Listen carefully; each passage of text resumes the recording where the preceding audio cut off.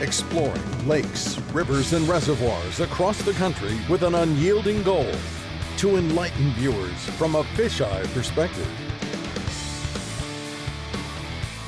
Come along and we'll investigate the habitat. Much more than a fishing show, this is an eye-opening aquatic experience. Welcome to Kim Stricker's Hook and Look.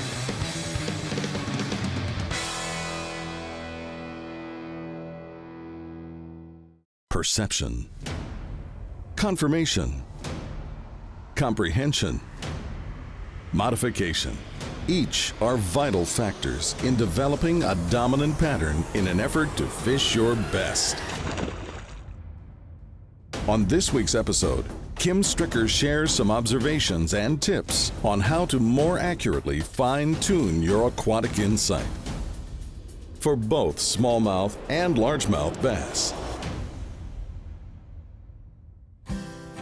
Nestled within the rural splendor of the northern Ozark Mountains and in close proximity to the White River and Bull Shoals Reservoir, the cattle farming community of Flippin, Arkansas has long been the home of Ranger boats. Since its inception in 1968, Ranger has continued to develop fiberglass bass boat technology, as well as a boat building legacy that is unsurpassed. Today, Ranger has resolved to expand its tradition in the aluminum boat market also. And on this sunny afternoon in May, Kim Stricker has taken the opportunity to fish out of one, along with Ranger Vice President of Sales, Keith Daffron.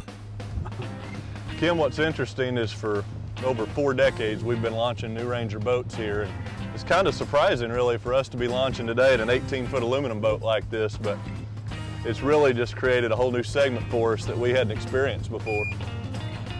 I think you'll see why here in just a little while.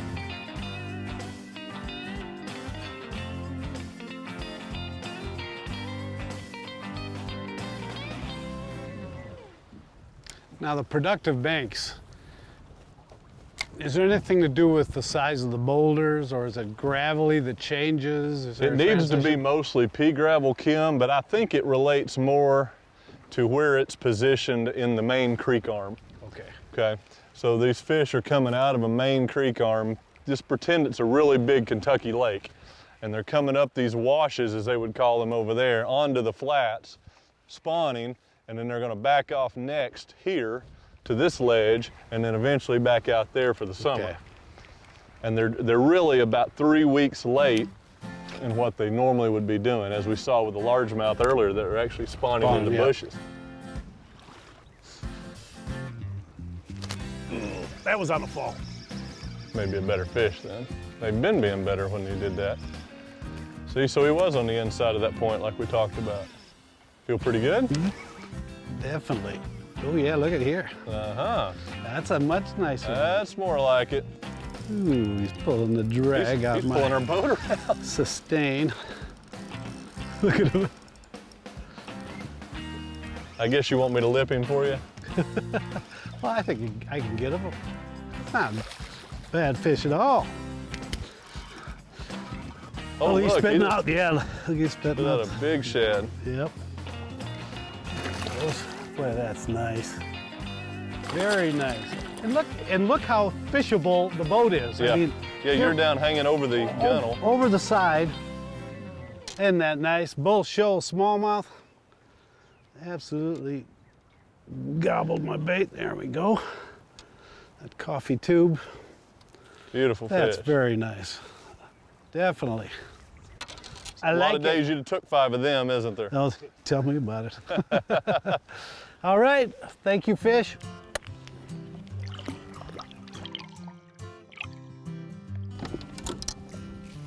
I can't believe, as I'm walking around this, that this is an aluminum boat. Yeah, you know, you take two full-grown men, which I'd consider both of us, even though you've lost a lot of weight and look great, we're still full-grown, and we're both fishing off the front deck just as if we would if we were fishing out of your Z-boat. I'm in awe, seriously. I think one of the things that we've learned from, well, there's been a lot of things that we've learned from our fiberglass experience applied to this product, but specifically the foam flotation. And just the same as it applies to glass, not only is it a safety feature, but it provides the stability and it also deadens the sound. Have you noticed when the waves slap the boat as we run across the creek? When I first rode in one, I immediately thought, it feels like a fiberglass boat. That's exactly right. I think that's the thing that a customer, if they'll just take time, do their research, and look at this product compared to the countless other ones in the marketplace, you'll see those differences add up quickly. Yeah. Oh, there's fish. There you go. He was out on, he ain't very big though. Oh, we got meaner. Is he getting bigger? Oh, they're just so hard to tell, Jim. You know, you catch them for years and years. You know this. It's actually pulling pretty good. They swim towards you. I still haven't laid eyes on him, but yeah, a little better fish. Too bad. Good keep. Yeah, he's not as big as the one you caught, but he'll do. He was out on the flat, wasn't he? Yeah. Very nice. If you like what you see on today's program, be sure to like us on Facebook as well. We'll be right back. Hook and Look is brought to you by Strike King Lure Company, #1 in fishing lures. Seagar, always the best. Power Pole, swift, silent, secure.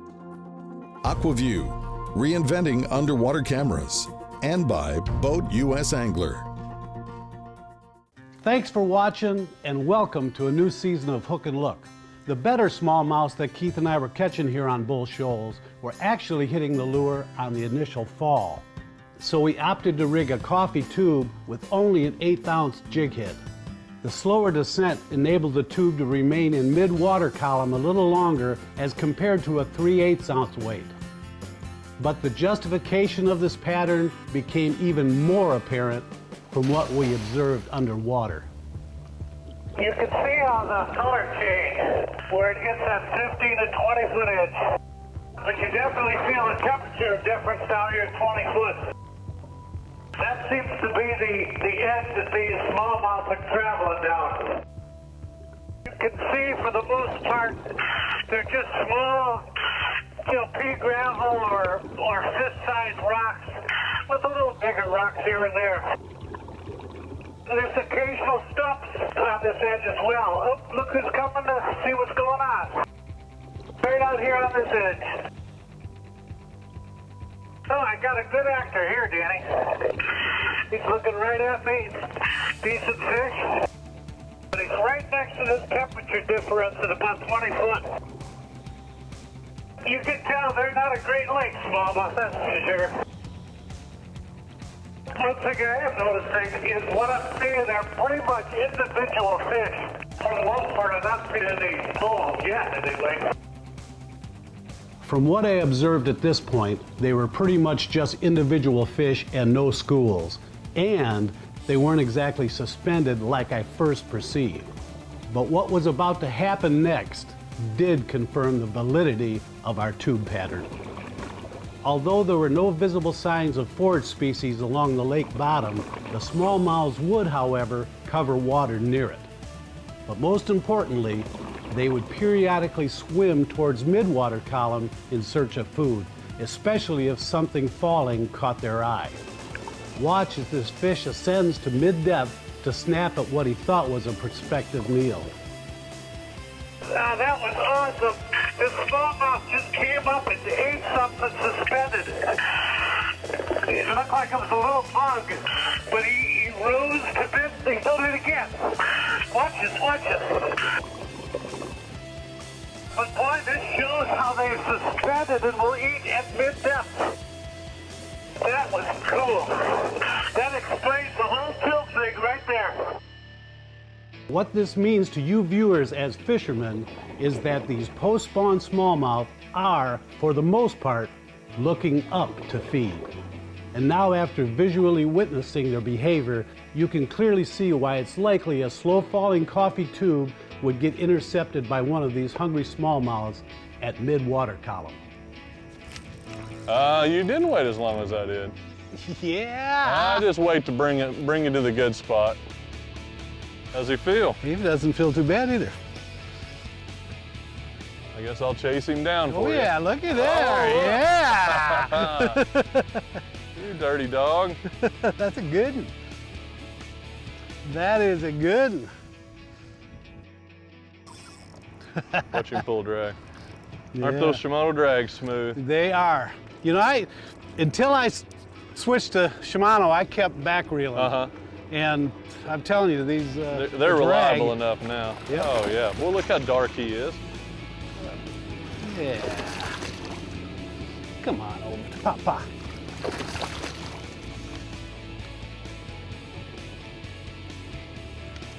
Yeah. How about that? That's a pretty good way to end the day, my friend. Huh? Now, I wish I'd like to have him here in a couple of hours, actually. Yeah, that's right. You've got a little night tournament you got to get to, huh? Well, I hope you catch a bunch of those. Yeah, I'll take 5 of those. You'll do all right, yeah. Yeah, very nice. Fantastic. Well, thanks for joining us. And I'm telling you, I am thoroughly impressed with the aluminums. Don't go away. Some explosive topwater action is on deck. Welcome back to Hook and Look. Overnight, clear skies have succumbed to thickened clouds and a steady light drizzle, which becomes quite evident on the water's surface. Kim has adapted to the change in weather conditions and is now employing a topwater bait in an effort to make the most from this overcast opportunity. It may be raining, but it hasn't dampened my spirits. Them fish ought to bite. There we go, there we go. They're not giant, but, well, that's not too bad a fish. Man, he slammed that thing. Starting to figure something out now. Definitely. Don't you shake into me. That ain't a bad fish. You know, we worked our way into these coves, but now we're getting towards the back of them. These areas where the brush is scattered in the very back of these coves. Starting to produce. Good deal. I'm gonna let you go gently. There you are.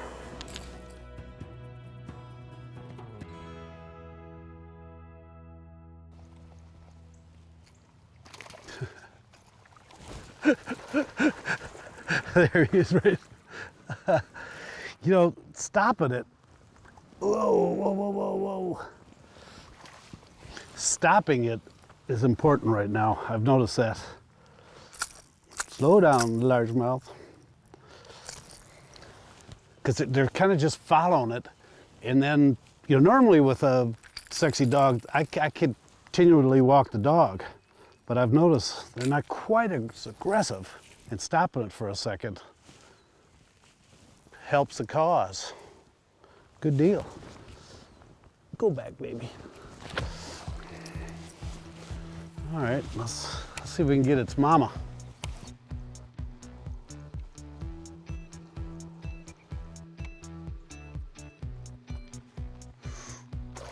Ooh, did you see that? Look at that. Was that beautiful? That's a nice fish too. Get out of that brush. Oh, that was better than that. Oh, that was so cool. He come up and just suck that in twice. Oh, that was fun. Thank you for giving me a thrill. There ain't nothing like topwater. I'm telling you what. Very nice fish. Let him go. You know, that's one thing with any topwater, when you're throwing a topwater bait like a sexy dog, I like to use monofilament line. This is Seaguar's Senshi. It's 20-pound test. The nice thing about monofilament, it doesn't sink that fast. It doesn't have the density as, let's say, fluorocarbon. Fluorocarbon will drag the tip of the bait down, and this keeps it up so it walks the dog very nicely. Cool. Let's do it again. That was a neat strike.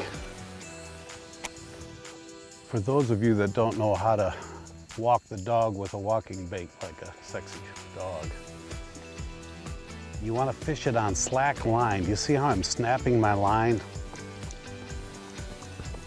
And once you get it going side to side, you just get a cadence. You can go slower. or you can speed it up and do fast jerks. And the fish will tell you which one they want. But the important thing is to do this on slack line, because if you have tight line, it's just going to pull the bait forward. It's not going to dart side to side. Here he comes. Here he comes. I mean, I'm getting some bites on that sexy dog. I just don't know if these are fish that are coming up off of beds or if they're cruising down the line. I haven't been able to figure that out. The problem is I'm not all of them are committed, so they're just kind of slapping at it, and that's what makes me think that it's possible that they're just trying to get it away from a nest. Stay with us. Hook and Look will be right back.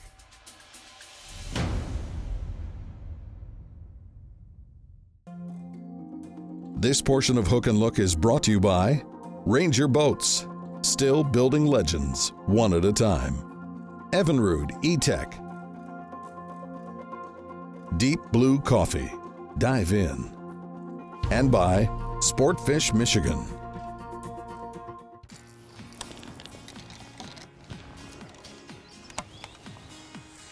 Oh, I just saw a good fish move. Carp.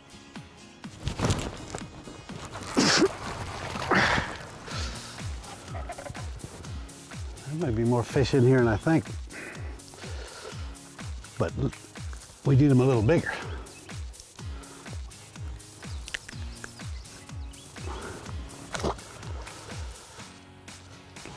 Rage. Craw back in there. Should be using my flipping stick. There's a little bit of color in here with some cans and braid on it. I've got 20-pound Tatsu fluorocarbon on this rod. They're in here. They're in here. They're in here. No doubt about it. And again, I should have, if I get, come home. That's a nicer fish. Rage craw, using a tour-grade tungsten, a half-ounce weight. Let's put him back.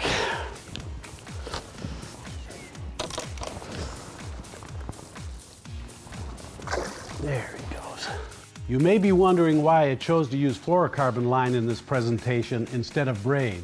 Well, first of all, my original intent was to primarily swim the rage craw around the bushes in a horizontal manner. Secondly, I took into consideration the extreme clarity of the water. And thirdly, the difference in visibility is night and day between the two.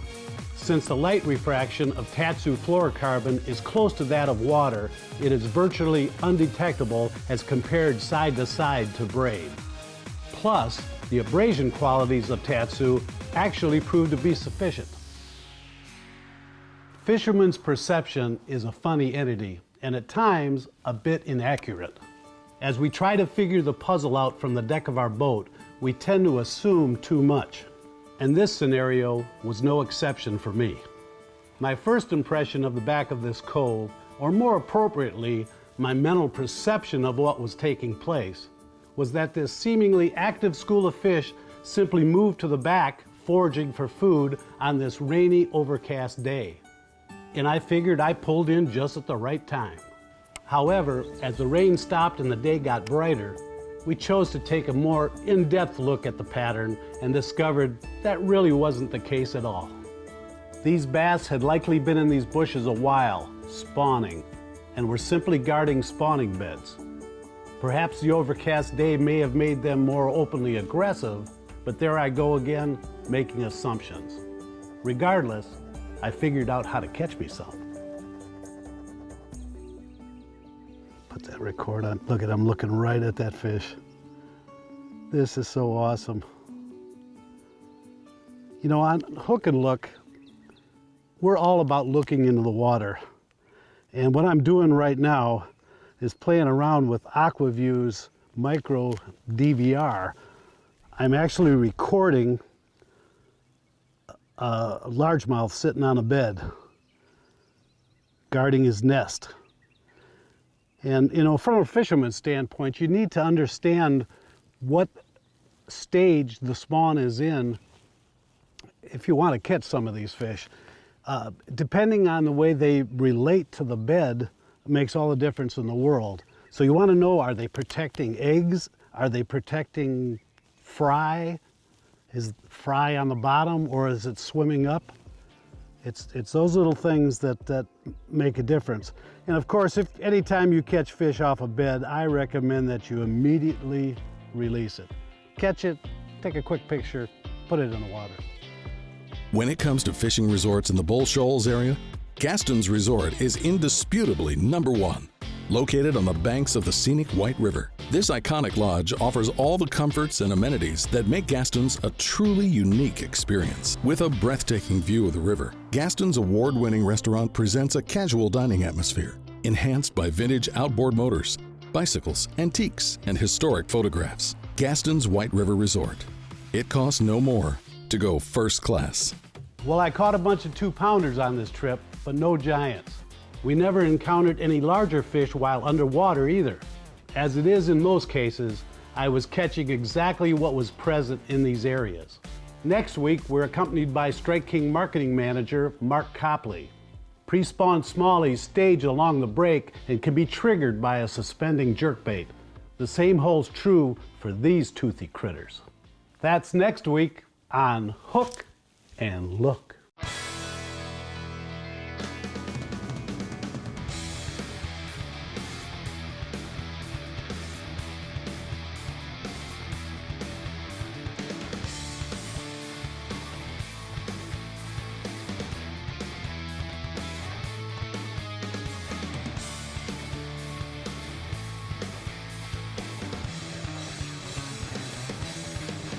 Hook and Look is a Kim Strickeron production.